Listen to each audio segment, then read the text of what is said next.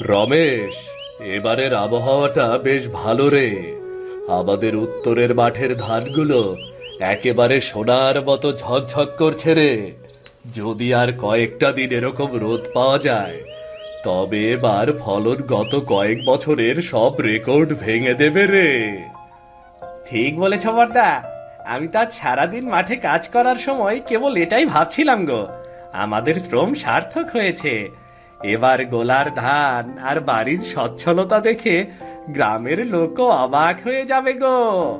বিধাতা আমাদের দিকে মুখ তুলে চেয়েছেন।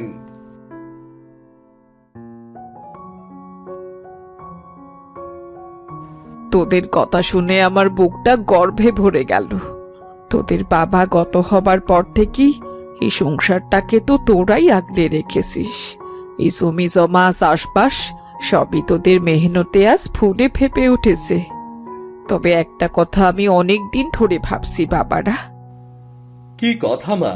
কি ভাবছো বলো দেখি।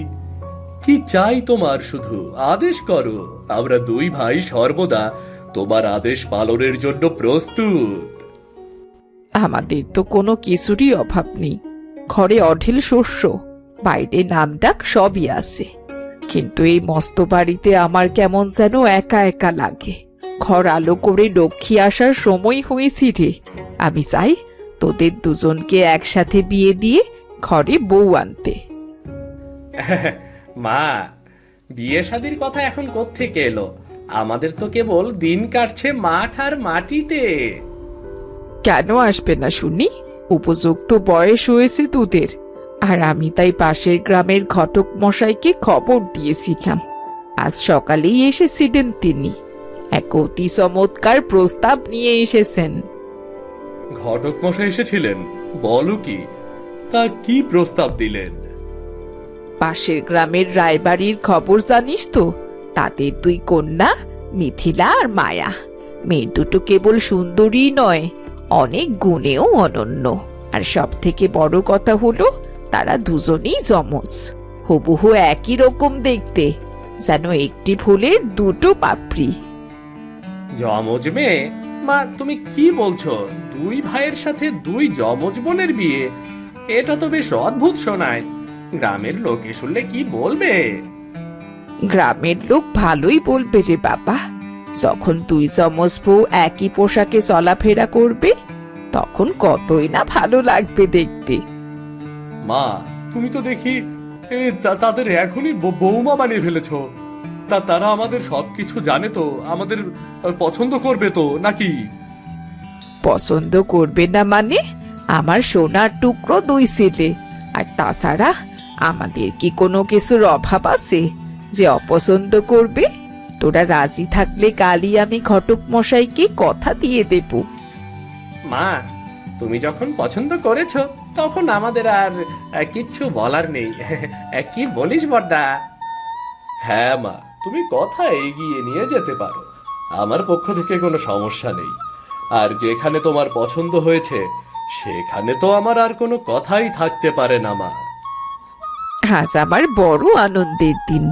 এই অন্ধকার ঘর এবার দুই চাঁদের আলোয় ভরে উঠবে। আমি কাল সকালে ঘটক পাঠিয়ে পাকা কথা দিয়ে দেব। তোরা প্রস্তুত হ, খুব শীঘ্রই আমাদের এই উঠোনে সানাই বাজবে।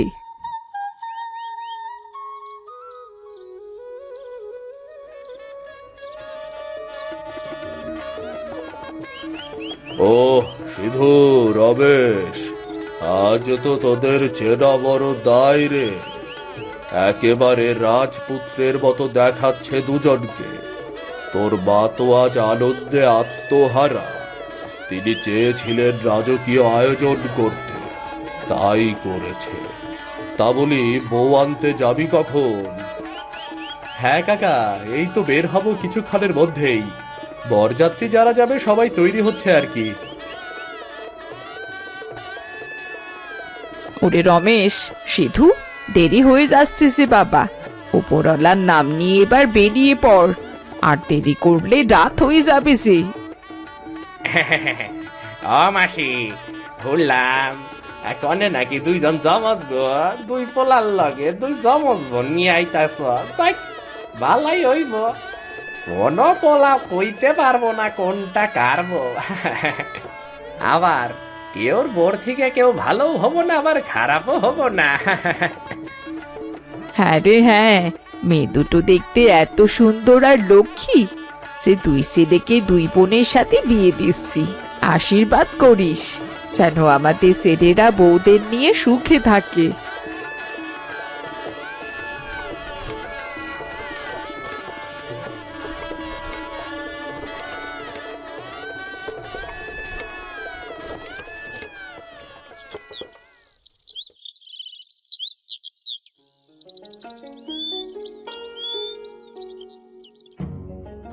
আমি তো অনেক বিয়ে দেখেছি জীবনে, কিন্তু এমন সুন্দর দৃশ্য আগে কখনো দেখিনি। এ তো একেবারে রাজজোটক। বিধাতা বোধহয় নিজের হাতে মিল তৈরি করেছেন। রমেশ, তুই কি কিছু বুঝতে পারছিস কোনটা মিথিলার কোনটা মায়া? আমি তো এখনো দ্বন্দ্বে আছি রে। সত্যি বলতে কি বর্দা, আমি তো কিছুই বুঝতে পারছি না, কিন্তু এখন সেটা ভাবার সময় নয়।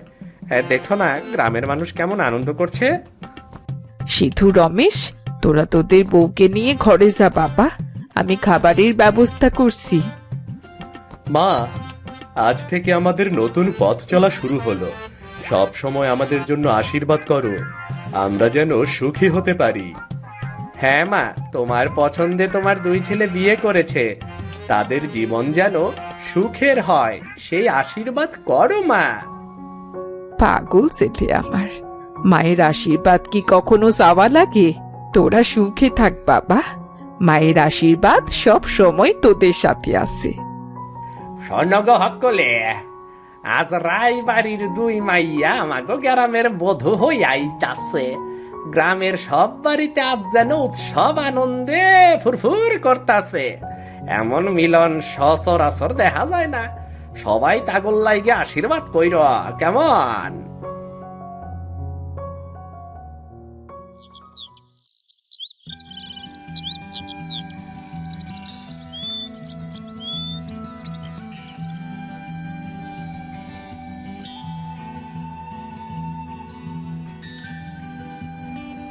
ওগো, তুমি কি খুব ভোরে উঠেছো? কাল বিয়ের কত ধকল গেল, একটু বেলা পর্যন্ত ঘুমাতে পারতে, শরীরটা তো খারাপ করবে। কি ব্যাপার, চুপ করে আছো যে? জানো কাল বিয়ের আসরে হাজার মানুষের ভিড়ে তোমাকে ঠিক মতো দেখাই হয়নি। আজ সকালে এই আলোয় তোমাকে দেখে মনে হচ্ছে আমার ঘরটা সত্যিই আলোতে ভরে গেছে। তোমার মতো শান্ত এবং লক্ষ্মী মেয়ে আমার জীবনে আসবে আমি তো ভাবতেই পারিনি মিথিলা, ভাবতেই পারিনি। কিরে মায়া, এখনো তোর ফুল সাজানো হয়নি? আমাকে রান্নায় একটু সাহায্য কর, পেঁয়াজগুলো কেটে দে তো, আর তরকারিগুলো ধুয়ে দে।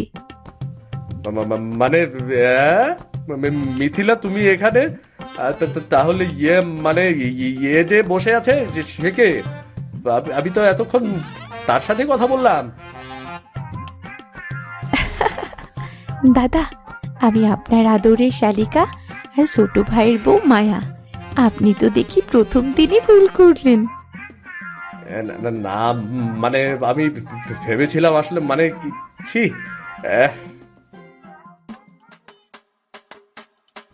কি হয়েছে বর্দা, তোমার মুখটা এমন টমেটোর মতো লাল দেখাচ্ছে কেন? আর বলো না রমেশ, তোমার বড়দা আজ সকালে মায়াকে আমি ভেবে খুব লজ্জা পেয়েছে। কপাল ভালো যে আমি সময় মতো চা নিয়ে চলে এসেছি, নয়তো। বর্দা, প্রথম দিনেই অবস্থা। আমি তো আগেই বলেছিলাম যমজ বউ ঘরে আনলে আমাদের কপালে দুঃখ আছে। এখন থেকে আগে নাম জিজ্ঞেস করবে, তারপর কথা বলা শুরু করবে। আরে ভাই, দোষ তো আমার না রে। এরা দুজন ইচ্ছে করে আজ একই রঙের শাড়ি পরেছে, আমি তো দূর থেকে বুঝতেই পারিনি। মা কোথায়? মা কোথায় রে? আমাকে এই বিপদ থেকে মাই বাঁচাতে পারে। মা তো ঘরেই আছে, তবে বড়দা একটা কথা মনে রাখবেন, আমরা কিন্তু রোজ একই রকম সাজবো। আপনাকে আর রমেশকে আমরা মাঝে মধ্যে এমন ধাঁধায় ফেলবো। ঠিক বলেছিস মায়া, দু ভাইয়ের ভ্যাবা সেকা খাওয়া চেহারা দেখার মজাই আলাদা। না বৌদি, আমি কিন্তু অতটা কাঁচা নই। আমি ঠিক চিনে নেব, ঠিক চিনে নেব। ঠিক আছে, তোমার সময় হলে দেখা যাবে যে তুমি কতটা চিনতে পারো।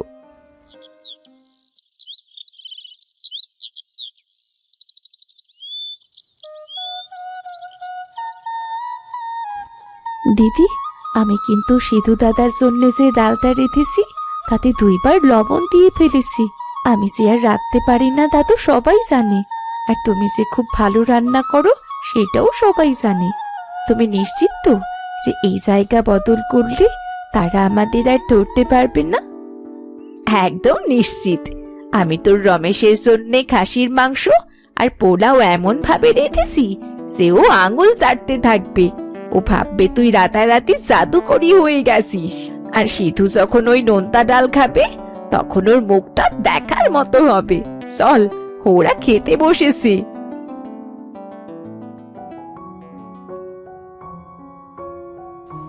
বাহ মায়া, আজ তো রান্নার গন্ধে সারা বাড়ি মমও করছে। আমি তো জানতাম তুমি রান্না পারো না, আজ এই অসাধ্য সাধন করলে কি করে? কেন, তুমি কি ভেবেছিলে তোমার বউ সারা জীবন রান্না বান্না শিখবে না? খেয়েই দেখো না, আজ তোমার জন্যে স্পেশাল রান্না। মিথিলা, আজ তোমাকে একটু অন্যরকম লাগছে। আর এই যে ডালটা দিলে, এটার রং কেন জানি একটু কালচে লাগছে। ও কিছু না গো, নতুন মশলা দিয়েছি তো তাই। তুমি আগে খেয়েই দেখো না। আহ মায়া, এ তো অবিশ্বাস্য! এমন স্বাদ তুমি এত ভালো কি করে রান্না করলে বলো তো? কাল রাতেও তুমি বললে যে তুমি লবণের কৌটা, চিনির কৌটা গুলিয়ে ফেলো, আর আজ এই অমৃত রাঁধলে। ওহ মিথিলা, এই ডালে কি লবণের পানি উজাড় করে দিয়েছো নাকি? আবার তো মনে হচ্ছে রক্তচাপ এক মুহূর্তেই বেড়ে গেল। কাল তো তুমি বললে তুমি রান্নায় খুব পারদর্শী, আজ এই বিষাদ খাবার খাওয়ালে কেন? কেন গো, লবণে তো বুদ্ধি বাড়ে, আর আমি ভাবলাম চাষবাস করতে তোমার অনেক বুদ্ধির দরকার, তাই একটু বেশি দিয়েছি। বর্দা, তুমি লবণে পড়ছো আর আমি এদিকে স্বাদে ভাসছি গো। মায়া, তুমি কি কাল রাতভর জেগে কোনো জাদুর বই পড়েছো নাকি? এই যে একেবারে নামি দামি হোটেলের রাঁধুনিকেও হার মানাবে গো। না রমেশ, এই কিছু একটা গোলমাল আছে রে। এই মিথিলা যে এমন জঘন্য রাঁধতে পারে তা তো আমার বিশ্বাস হচ্ছে না। আর মায়া যে এমন রাজকীয় খাবার রাঁধবে সেটাও তো অবিশ্বাস্য। তোমরা আমাদের এখনো চিনতে পারোনি? রমেশ, এই তোমার মাংস আমি রেঁধেছি, আর সিধু, ওই তোমার নোনতা ডাল মায়ার হাতের কীর্তি। এই যে আমি জানতাম, আমি ভাবছিলাম যে মেয়েটা কাল বললো সে রান্নাই পারে না, সে আজ হঠাৎ অন্নপূর্ণা হয়ে গেল কি করে? তার মানে আমি ভাবির হাতের রান্না খেয়ে মায়াকে প্রশংসা করছিলাম? ছি ছি ছি! বর্দা, আমরা তো রোজই এদের বুদ্ধির কাছে হেরে যাচ্ছি বর্দা। এখনো তো অনেক বাকি, আমাদের দু বোনকে চেনা অত সহজ নয়।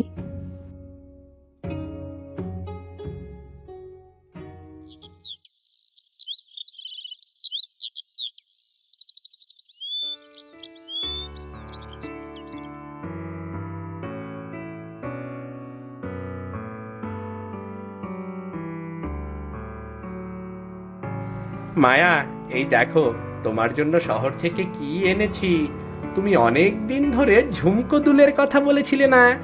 এই নাও, যাও এখনই পরো তো দেখি কেমন লাগে। হোমা, আমার জন্যে দুল এনেছো? দাও দাও, ঠিক আছে, আমি এক্ষুনি পড়ছি। মিথিলা, আজ শহর থেকে ফেরার সময় তোমার জন্য এই শাড়িটা আনলাম। আমার মনে হয় এই রঙে তোমাকে খুব সুন্দর লাগবে। নাও নাও, শাড়িটা কাল পরবে কিন্তু।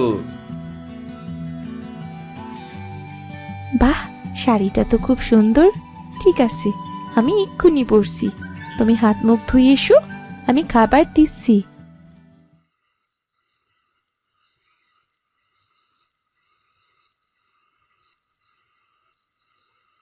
মিথিলা, তোমাকে খুব সুন্দর লাগছে। মায়া, তোমাকে কানের দুলটাতে খুব মানিয়েছে গো। তাই নাকি রমেশ? আমাকে খুব ভালো লাগছে, তাই তো? তা বৌদিকে এত সুন্দর কানের দুল দিলেছে, তোমাকে অনেক অনেক ধন্যবাদ। আপনাকেও অনেক ধন্যবাদ দাদা, আমাকে এত সুন্দর একটা শাড়ি দেবার জন্যে। তার মানে তুমি মিথিলা নও, মায়া? ছি ছি বৌদি, তুমি আমার সাথে এমন করতে পারলে? আমি তো ভেবেছিলাম মায়া। আসলে দোষ তোমাদের নয়, আমরা দু বোনই ঠিক করেছি। যতক্ষণ না তোমরা আমাদের নির্ভুলভাবে চিনতে পারবে, ততক্ষণ আমরা তোমাদের সাথে এমন ভাবেই মজা করব। দাদা, বারবার আমরা ওদের কাছে এভাবে হেরে যাচ্ছি, ওরা আমাদের নিয়ে মজা করছে, এটা কিন্তু হতে পারে না। এর অবস্থা তুই ঠিকই বলেছিস। প্রথম দিন থেকে ওরা শুধু আমাদের বোকা বানাচ্ছে। আমরা তো ওদের চিনতে পারছি না, এটা খুবই লজ্জার ব্যাপার।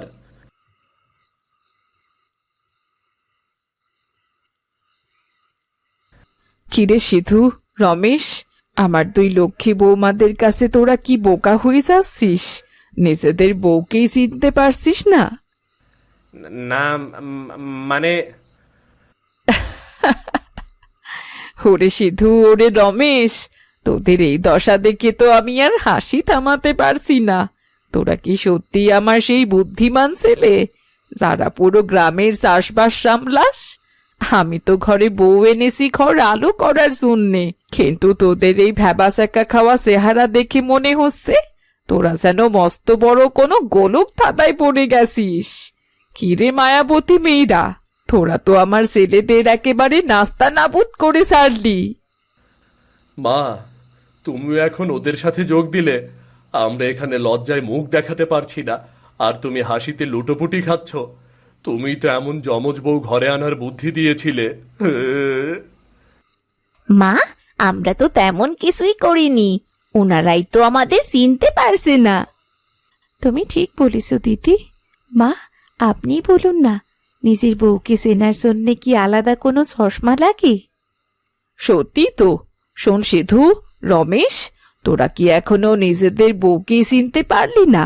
বিয়ের তো এতদিন হয়ে গেল, শুধু কি এইরকম শাড়ি আর চেহারা দেখেই তোরা বিচার করবি? মা, তুমি বলো, এরা যখন একই পোশাক পরে, একই ভঙ্গিতে দাঁড়িয়ে থাকে, তখন চেনার উপায় কি? বলো মা, তুমি বলো। দেখ বাবা, চেহারা তো অবিকল হতে পারে, কিন্তু মানুষের আত্মার স্বভাব কি এক হয়? মিথিলার শান্ত চাহনি আর মায়ার ওই চঞ্চল হাসি, তোদের কি এইটুকু নজরে পড়ে না? মা ঠিকই বলেছেন, আমরা যতই এক সাজি না কেন, আমাদের কথা বলার ধরনও তো আলাদা। শোন সিধু, ভালোবাসা যদি গভীর হয়, তবে অন্ধকারের মধ্যেও নিজের মানুষকে চেনা যায়। মনের চোখ দিয়ে দেখিস না বলি তোরা বারবার হাসির পাত্র হচ্ছিস। মা, তোমার কথা ঠিক, কিন্তু এরা যেভাবে পরিকল্পিতভাবে আমাদের ধাঁধায় ফেলছে, তাতে আমাদের মনের চোখও যেন ধাঁধিয়ে যাচ্ছে গো মা। ঠিক আছে, তবে তোদের একটা কথা বলে রাখি, যেদিন কোনো চিহ্ন ছাড়া এদের চিনতে পারবি, সেই দিন বুঝবো তোরা সত্যিকারের স্বামী হতে পেরেছিস। ততক্ষণ পর্যন্ত এই মজার কাণ্ডগুলোই চলুক, আমার বুড়ো বয়সে ঘরটা একটু হাসি খুশিতে ভরে থাকুক। মা, আমরা এখন এদের হাসির পাত্র, কিন্তু খুব শীঘ্রই আমরাও কোনো না কোনো বুদ্ধি বের করব। তখন দেখবে মা, তখন দেখবে।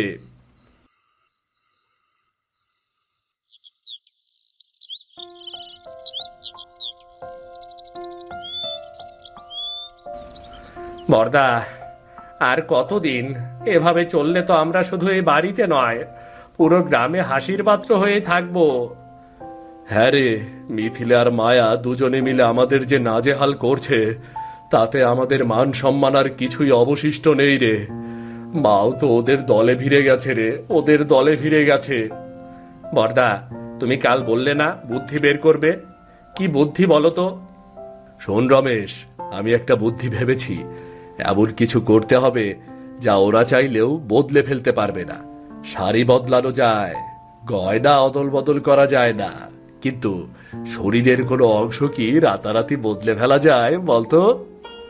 শরীরের অংশ। বর্দা, তুমি কি বলতে চাইছো? কি কি কি কি করবে তুমি, খুলে বলো তো। আরে ভয় পাস না, শোন, আজ রাতে যখন সবাই ঘুমিয়ে পড়বে তখন আমরা একটা কাজ করব। মিথিলা আর মায়ের মধ্যে যে কোনো একজনের চুলের পেছনের দিকে সামান্য কিছুটা কেটে দেব, খুব সামান্য, যাতে চট করে নজরে না আসে, কিন্তু আমরা চাইলে যেন বুঝতে পারি, ঠিক আছে? চুল কেটে দেবে বর্দা? মায়া যদি টের পায় তবে তো একদম দক্ষযজ্ঞ বেঁধে যাবে গো। মেয়েরা তাদের চুল নিয়ে খুব স্পর্শকাতর হয় কিন্তু।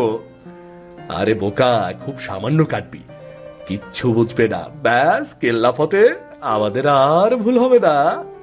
বাহ বর্দা, তোমার তো মাথায় খুব বুদ্ধি। ওরা আর আমাদের বোকা বানাতে পারবে না, এটাই করতে হবে। ঠিক আছে, তাহলে আজ রাতেই আমরা অভিযানে নামবো। মনে রাখিস, মা যেন টের না পায়। মা জানতে পারলে এখনই ওদের সতর্ক করে দেবে। তুমি নিশ্চিন্তে থাকো গো বর্দা, কেউ জানবে না। এবার দেখা যাবে কারা হাসে আর কারা লজ্জা পায়।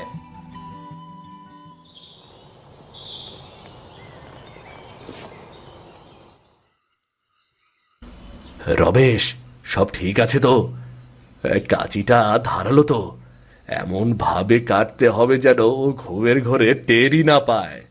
হ্যাঁ বর্দা, কাছে ঠিক আছে, কিন্তু আমার হাত কাঁপছে। যদি মায়া জেগে যায়, ও যা চঞ্চল মেয়ে। আরে ভয় পাস না, আমি সাথে আছি। শোন, আমি টর্চের আলোটা খুব মৃদু করে ধরবো, তুই শুধু ওর বিনুনির নিচ থেকে সামান্য 1 ইঞ্চির মতো কেটে দিবি, কেমন?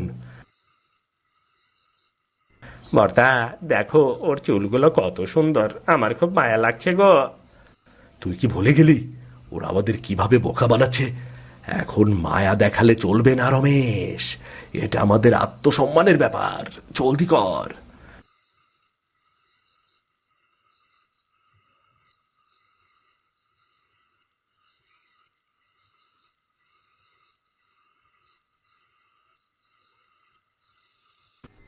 বর্দা হয়ে গেছে, দেখো, ঠিক 1 ইঞ্চির মতো কেটে দিয়েছি। এখন আর মায়ার চুল মিথিলা ভাবির চুলের মতো সমান নেই। চমৎকার, কাল সকালে দেখা যাবে ওরা আমাদের কিভাবে বোকা বানায়। আহা, কাল সকালে দেখা যাবে।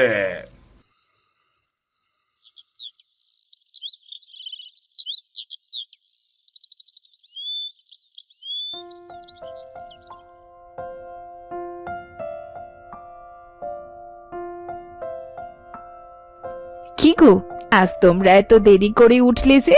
মাঠে যাবে না নাকি কাজ নেই? আচ্ছা বলো তো, আমাদের দুজনের মধ্যে কে মিথিলা আর কে মায়া? হ্যাঁ, আজ যদি ভুল করেন তবে কিন্তু শাস্তি হবে। আমরা ঠিক করেছি, ভুল করলে আজ দুপুরে আপনাদের দুজনকে শুধু তেতো করলা ভাজি দিয়ে ভাত খেতে দেব।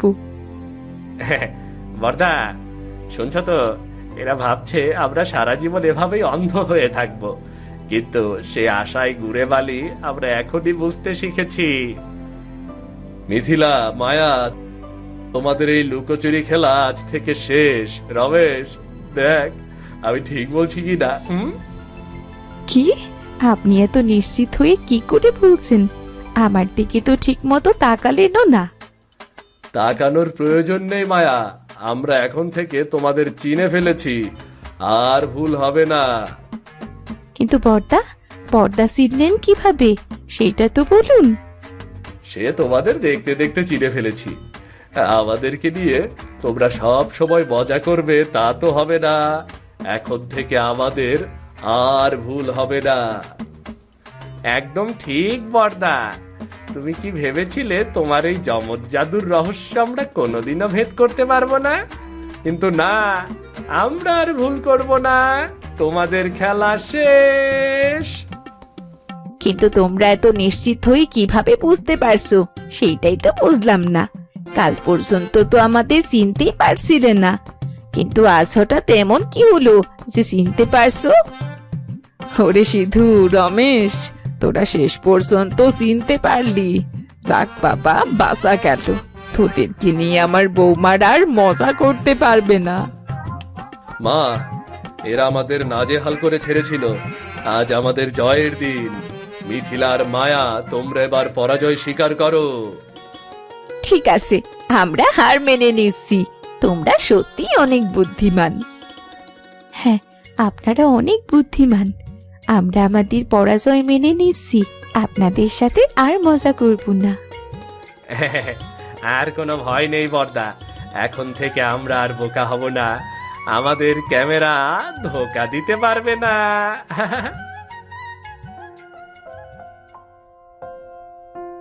কি গো পিসি, তোমার ছেলে বউকে নিয়ে খুব হাসি আনন্দে আছো দেখছি। কাকিমা, আগে তো দুই ছেলেকে নিয়ে সংসার ছিল, এখন তো সমস্ত দুই বউকে পেয়ে আমাদের ভুলেই গেছো দেখছি। আমাদের বাড়িতে তো একটু যাও না, সারাদিন খুব আনন্দেই থাকো মনে হয়। হ্যাঁ গো, এসো, বসো তোমরা। আর বলো না, সারাদিন এদের দুষ্টুমি দেখেই আমার দিন চলে যায়। সবাই মিলে কি যে করে। বৌমারা ছেলেদের পেছনে লাগে, আর আমার ছেলেরা বৌমাদের দুষ্টুমি বানচাল করার চেষ্টা করে।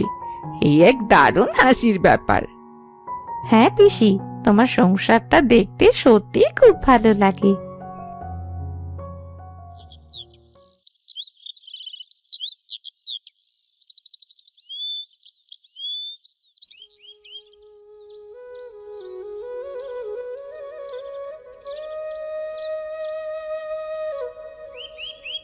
সিধু, রমেশ, তোরা এসেছিস বাবা?